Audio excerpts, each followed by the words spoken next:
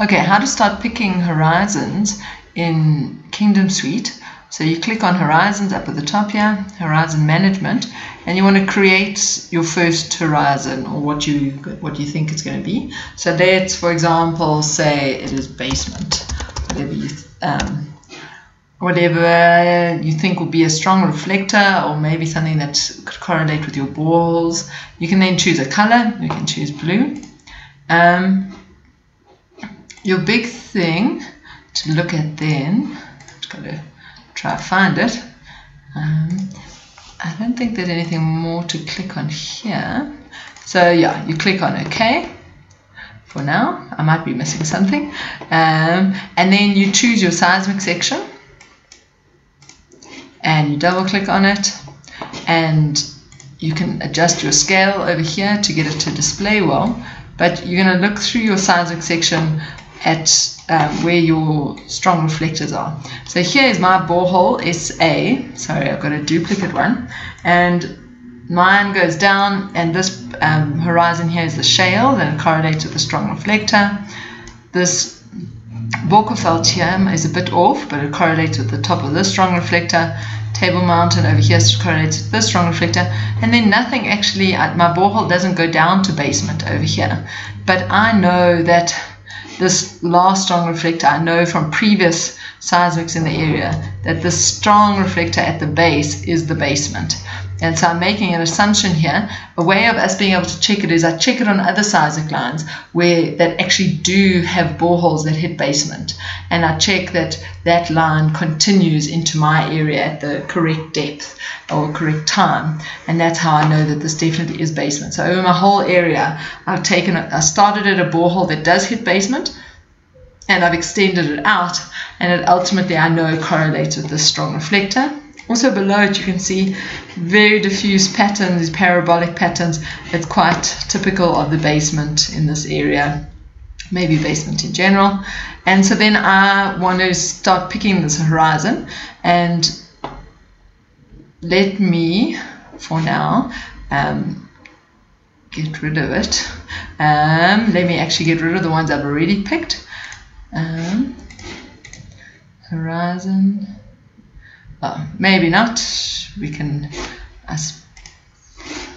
I'm not that adept in Kingdom Suite yet at how to take it off. I think I'll go up here. There we are. Okay, so it's gone. So we are going to now pick this horizon. How we do that now is we go back to that menu that says horizons, and I'm going to say set active surface for picking. So first thing I did was horizon management. I created the horizon name. Now I'm going to set it for picking. So I'm going to choose it here. And it does not want to show it to me. Hold on. Let's try it one more time. Maybe I didn't create it properly. I'm going to call it base blue. Okay.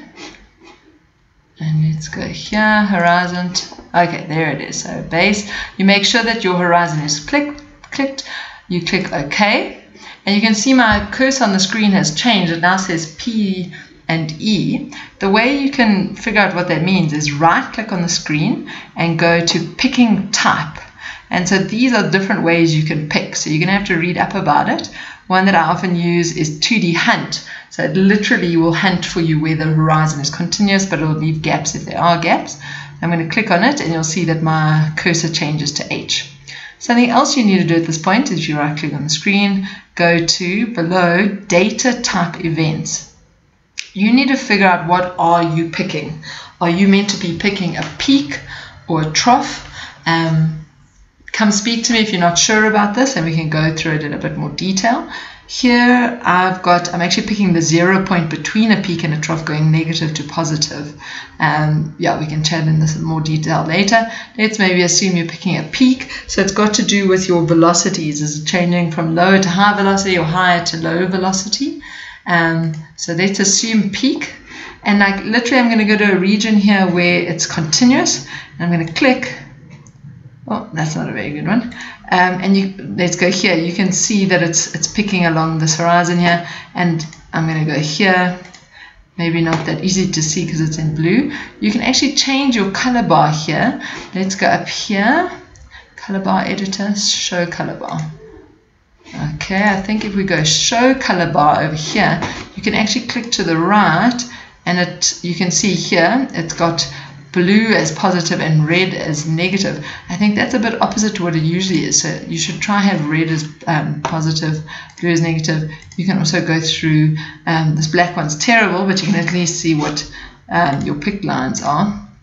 And so your job now is to go through and try pick this continuous one. Your data hopefully will be better than this one, but you can see it kind of jumps along.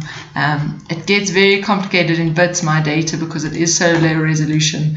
I've got to very broadly pick. It's quite difficult to know where the exact horizon is, but your data will probably be a little bit better.